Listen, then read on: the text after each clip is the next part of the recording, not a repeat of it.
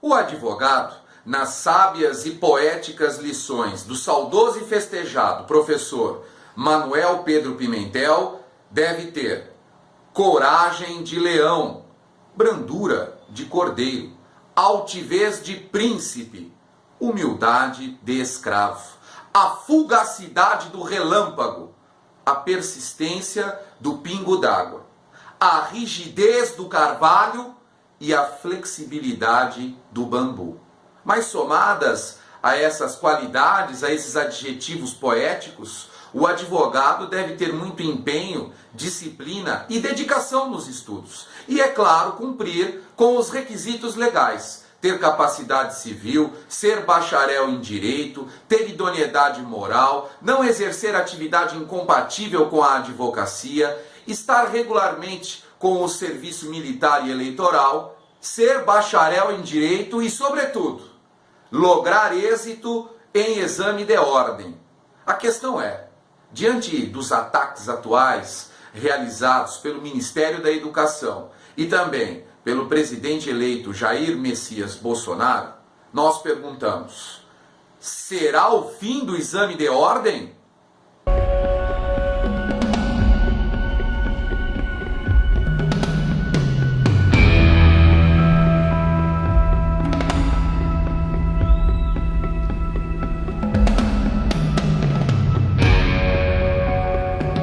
O exame de ordem está previsto como requisito para a inscrição nos quadros da OAB no artigo 8º, inciso 4 e parágrafo 1º, complementado pelo artigo 44, inciso 2, ambos da Lei 8.906, de 4 de julho de 1994. O exame de ordem, portanto, é obrigatório para o exercício da capacidade postulatória do advogado e também para a inscrição na Ordem dos Advogados do Brasil.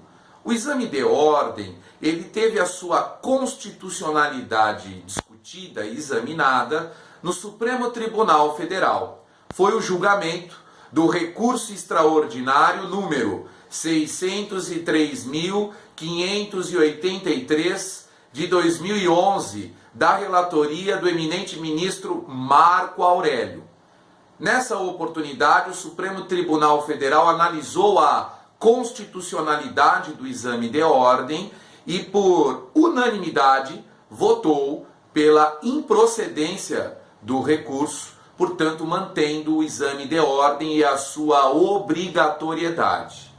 O Supremo Tribunal Federal, no julgamento desse recurso, decidiu basicamente que o exame de ordem está de acordo com o texto constitucional, que ele respeita, entre outros, o artigo 1º, incisos 3 e 4 da Constituição Federal, o artigo 5º, inciso 13, também da Constituição Federal, e o artigo 205 da nossa Constituição. Portanto, o exame de ordem está de acordo com o texto constitucional. Ele não apresenta inconstitucionalidade, nem mesmo material e sequer formal, mesmo que esteja regulamentado por provimento do Conselho da Ordem dos Advogados do Brasil.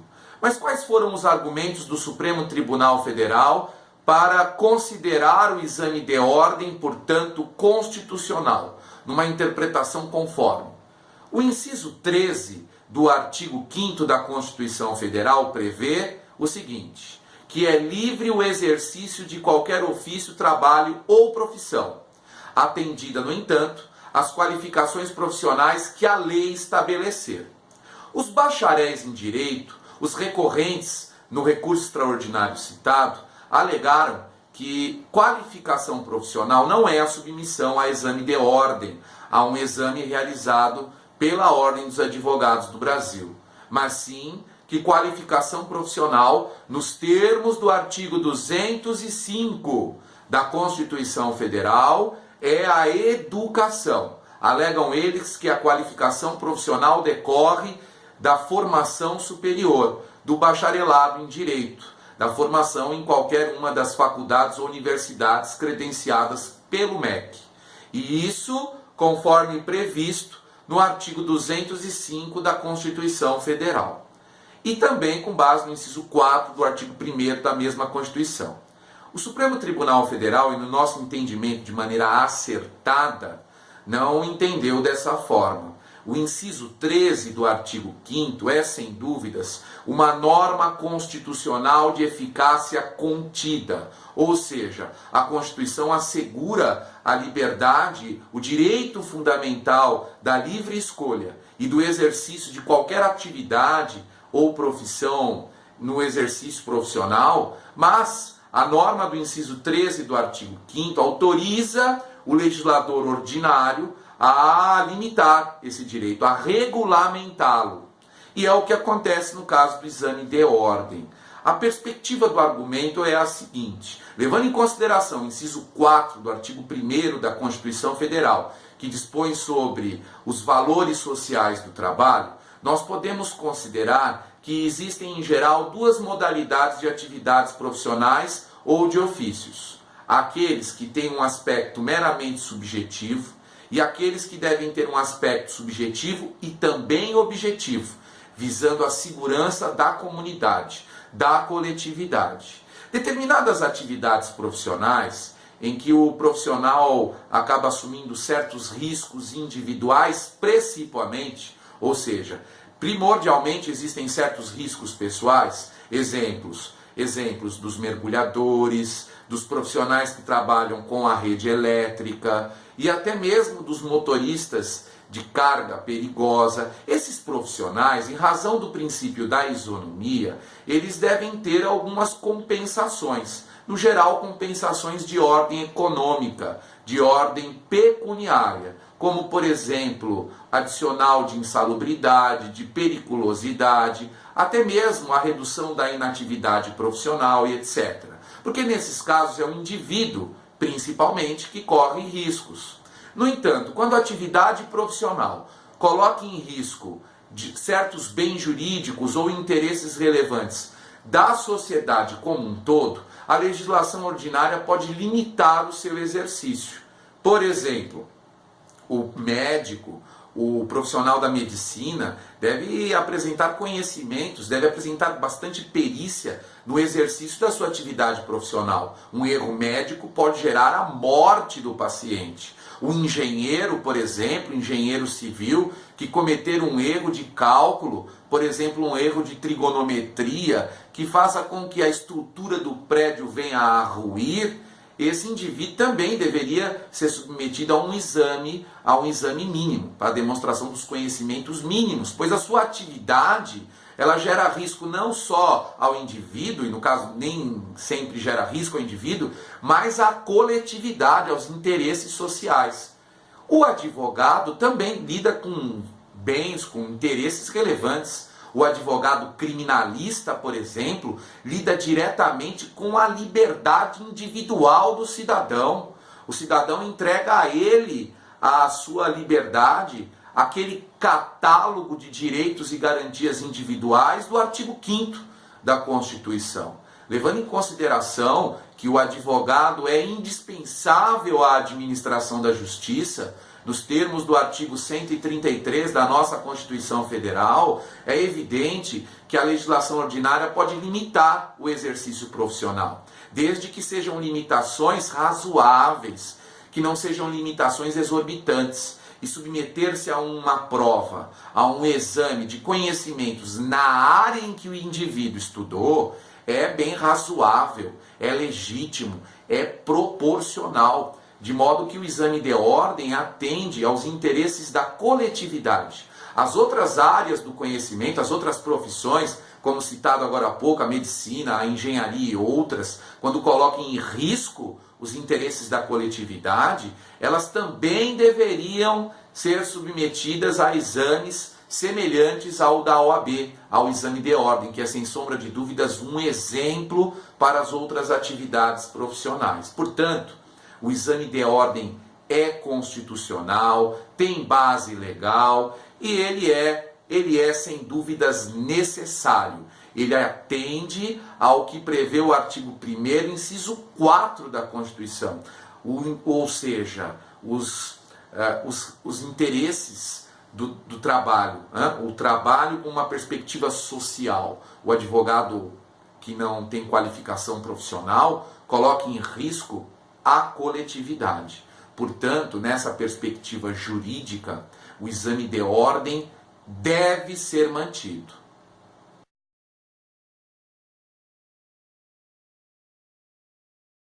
Diante do que citamos, do recurso extraordinário 603.583 do Supremo Tribunal Federal, podemos concluir que o argumento dos bacharéis em direito naquela ocasião, e também agora, de que o exame de ordem é inconstitucional, haja vista que tanto o artigo 205 prevê que somente o nível superior, ou seja, a educação já qualifica o indivíduo para o trabalho, levando em consideração também o artigo 2º da Lei 93/94 de 96, a LDB, a Lei de Diretrizes e Bases da Educação, evidente que esses argumentos eles não podem, eles não devem, em absoluto eles não podem prosperar. O exame de ordem é necessário pelos argumentos que foram apresentados, entre outros. Nós entendemos que não é por conta do número de universidades e faculdades, do número de bacharéis, mas sim pela relevância da atividade profissional exercida por estes profissionais. Por exemplo, o advogado criminalista. A questão que se coloca é a seguinte: a Ordem dos Advogados do Brasil, ela sim tem atribuição para regulamentar o exame de ordem. Isso decorre não só do parágrafo 1º do artigo 8º, mas sobretudo do artigo 44, inciso 2. A Ordem dos Advogados do Brasil tem atribuição administrativa para regulamentar a lei ordinária, a lei federal, de modo que ela pode regulamentar a realização do exame. Exame esse que tem reputação inquestionável, realizado pela Fundação Getúlio Vargas, que é uma instituição de reputação também inquestionável. De modo que nós não concordamos com esses argumentos absurdos de que o exame de ordem deve acabar, que ele não deve mais ser aplicado, ou então que ele não deve mais ser realizado pela OAB, mas sim pelo Ministério da Educação. Essa não é a perspectiva aqui, e a OAB, sim, conforme decidiu o STF, tem atribuição para regulamentar o exame da OAB, o exame de ordem. A Ordem dos Advogados do Brasil, a atividade profissional do advogado tem tanto relevo, tanta importância, que vejam, as expressões advogado, advocacia, OAB e também Conselho Federal da OAB são citadas na Constituição Federal pelo menos 42 vezes. Tamanha a importância dessa instituição na luta pela democracia, pela cidadania e pela humanização do direito. De modo que o exame deve ser mantido sem sombra de dúvidas. Mas o presidente da República pode acabar com o exame, como alguns têm dito aí?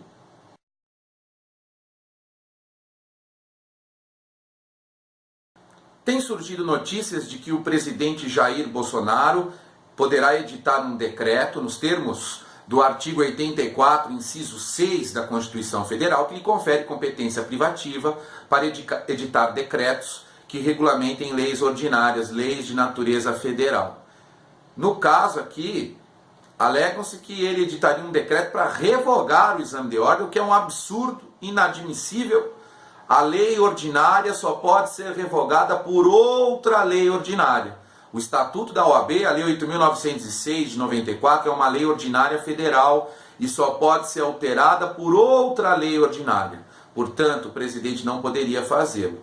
Ainda que adotasse o presidente o caminho, o instrumento, a medida provisória, nos termos do artigo 59 da Constituição, combinado com o artigo 62, no sentido de editar uma medida provisória que revogasse o inciso 4 do artigo 8º da Constituição, essa medida provisória, primeiro, não se vislumbra aqui nenhuma relevância e urgência nisso, até porque o exame cumpre uma função primordial, constitucional, e também que a medida provisória, como se sabe, nos termos dos parágrafos 3º e outros do artigo 62 da Constituição, a medida provisória ela tem caráter temporário, ela dura por um prazo que é de 60 dias e pode ser prorrogado por mais de 60 dias, Portanto, ainda que editassem uma medida provisória revogando o exame de ordem, essa medida provisória não perduraria e poderia, inclusive, ser questionada por meio de controle difuso ou concentrado de constitucionalidade no Supremo Tribunal Federal.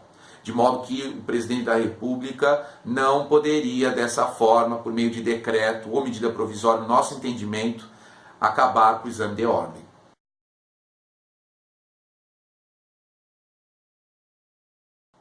Por fim, tendo em vista que o advogado é indispensável à administração da justiça, conforme prevê o artigo 133 da nossa Constituição, não acreditamos em absoluto que nenhum dos projetos de lei que estão tramitando, como os outros que já tramitaram, serão aprovados no Congresso Nacional. Sequer serão aprovados nas comissões de Constituição e Justiça. Os projetos de lei que visam acabar com o exame de ordem não podem e não devem vingar no Congresso Nacional. Aí fica a minha dica, a minha recomendação. Se você quer lograr êxito, quer passar no exame de ordem, dedique-se aos estudos.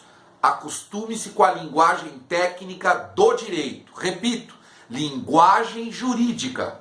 E só assim, mostrando a seu valor, é que conseguirá lograr êxito. Eu desejo a todos boa sorte no exame de ordem, bons estudos e que fiquem maravilhosamente bem.